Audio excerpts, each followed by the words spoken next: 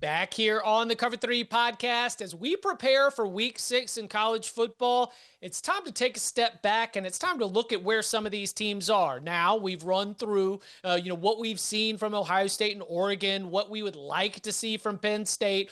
But let's work our way down in the conference because there are some teams with games in the coming weeks that are going to determine whether or not they are going bowling. It's a Cover 3 classic. We call it Bowl or No Bowl. So we're going to begin with the Iowa Hawkeyes. Now, Iowa is 3-2 on the season. The remaining schedule includes some home games, hooray, but oh no, against the likes of Penn State and Oregon. They also get Minnesota and Michigan State there in Kinnick Stadium. Now, they are off here in week 6, but they'll return to action at Wisconsin. They also have road dates at USC and at Nebraska. Bud Elliott, I'm seeing a lot of teams that I like on this Iowa remaining schedule. At 3-2, are the Iowa Hawkeyes bowl or no bowl?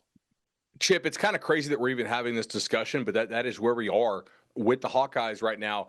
I'm going to go bowl for Iowa. I think they'll be favored at a Wisconsin team that's falling apart, right? They'll be a slight favorite at home against Minnesota.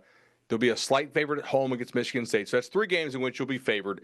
And then I do like their chances of taking one at USC or at Nebraska. USC is dealing with a lot of injuries. We don't know how well those guys are going to bounce back. And Nebraska, has shown some real limitations along the lines of scrimmage this year. I do think that Iowa offensive line can bully that Nebraska defensive front, just as Michigan and Cincinnati have done in the first month of this season. So I think there's a pretty good chance they get 3 out of those 5 that I listed. I don't see them beating Penn State or Oregon. But we wouldn't have said we see them beating Indiana, and they had Indiana on the ropes. That was a tight game. Iowa's going to do what they always do. They're going to beat the teams they're supposed to, and they're probably not going to beat the teams they're not supposed to.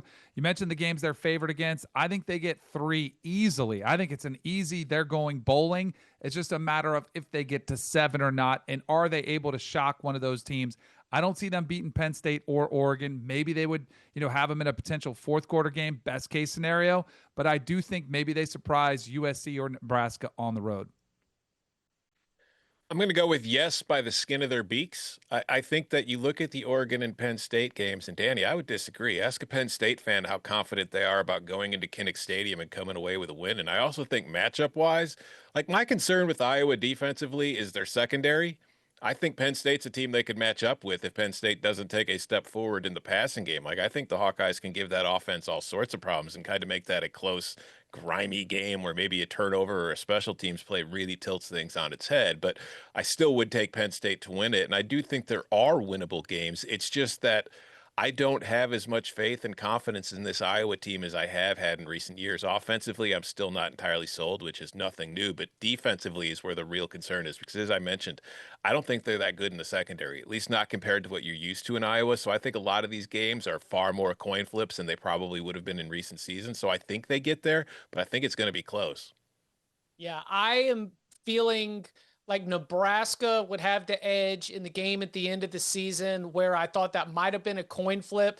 So I think they get to 6, but I am not ready to say 7 or more. I will reluctantly say bowl as well. All right, what about the Maryland Terrapins? Off right now to a 4-0 start on the season. Mike Locksley has navigated a very manageable non-conference schedule, FAU, NIU, and Towson. Then they went on the road and they got a victory against Wisconsin that kind of had us all snapping our eyes up. Obviously, looking at Malik Washington, the excellent freshman quarterback, and the other pieces on a reloaded roster. Now, in the next couple of weeks, they get visits from both Washington and Nebraska before heading out to play UCLA, but they also have Indiana left. They also have Illinois left. They also have Michigan left. So while they are undefeated for right now, a lot of the tough games are left on the schedule. Tom Fornelli, Maryland Terrapins, bowl or no bowl as they sit here at 4-0. I am saying bowl with a very high level of confidence, which is not something I would have expected to be saying just a month ago, right before the season was starting, because I did not have overly high hopes for the Terps coming off of a very bad season last year and having to rely on a freshman quarterback.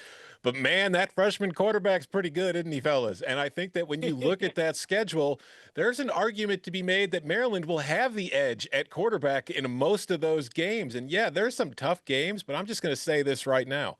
I'm not saying it will happen, but 9-3 is not off the table for this Maryland team. I think it is within the realm of possibilities, of possible outcomes. Yeah, this team's going bowling. The only question will be is how many wins do they finish with? 7, 8, or maybe 9? Wow. I agree, but would any of us be surprised that they were 4-0, especially if you knew Wisconsin was playing another, backup quarterback again? But I am with you because I think it's been the way they've won these games. There has not been a close game yet. They have been dominant. The defense has been much improved as well. And I think they found a potential star in Malik Washington. 8 touchdowns and just 1 interception on the season. And he looks comfortable as a true freshman, outplaying a lot of quarterbacks out there that had much higher expectations. That infuses a belief and a confidence throughout a locker room that I don't think this Maryland team has had in quite some time. So yeah, I don't know if I'd go as high as 9, but I would be willing to say they're going to pull off a surprise upset on here. And I think the other 2 games that they win, they'll probably be favored in. So I say yes, absolutely, they're going bowling. I think it's a little bit closer than what you guys think here, right? They beat FAU, who got crushed at home by Memphis. They beat NIU, who lost at home to San Diego State. Towson, okay, and then they beat a Wisconsin team that's pretty obviously falling apart.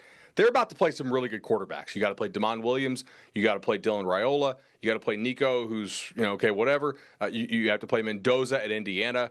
Kelly McManus is playing amazingly well at Rutgers right now with not a lot of talent around him. You got to play Altmaier. You got to play Underwood for Michigan. And then you also have to play Childs for Michigan State. So I know they're 4-0. I think this is going to be a struggle. I do think that Malik Washington is good enough to get them to 6. But I don't know about – but 9-3 would be remarkably good, given that you're going to play a lot of quarterbacks down the stretch here who are going to be playing in the NFL.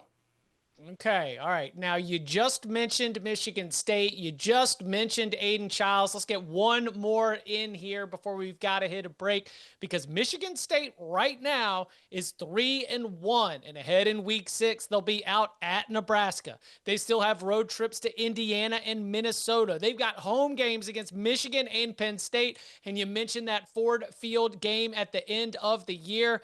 Danny, I'm looking at this and I can only comfortably hand this Michigan State team one more win on here. I mean, am I crazy? Michigan State with this remaining schedule, do you think this is bowl or no bowl for Jonathan Smith?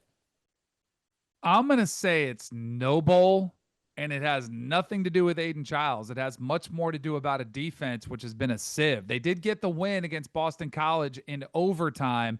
They also allowed 45 points to USC. I think there's going to be a lot of these games where you're facing some explosive offenses, including Dylan Raiola, some of the top-tier quarterbacks physically. Can you handle Michigan? I don't think so. I think they're going to be underdogs in most of these games. That Maryland game will be very interesting because it is at home, but we just talked about Maryland. I feel better about them than I do against Michigan State. So I'm going to say, unfortunately, they're going to miss a bowl at 5-7. I agree with Danny. I think they barely missed a bowl. I was pretty high on this team, I think, relative to expectations. They do look a little bit better last year than they did last year at full strength. But all the injuries piling up and all the really good quarterbacks in the Big Ten you have to play down the stretch, I think they narrowly miss out on a bowl there in East Lansing. Yeah, I'm going no as well. I do think the defense is a problem. And while I do believe Aiden Childs has improved his decision-making and his accuracy, I still think he's taking way too long to get rid of the ball. And as they start facing tougher defenses than they faced to this point this year, I think that's going to rear its ugly head. So, no, I don't have Sparty going bowling this year.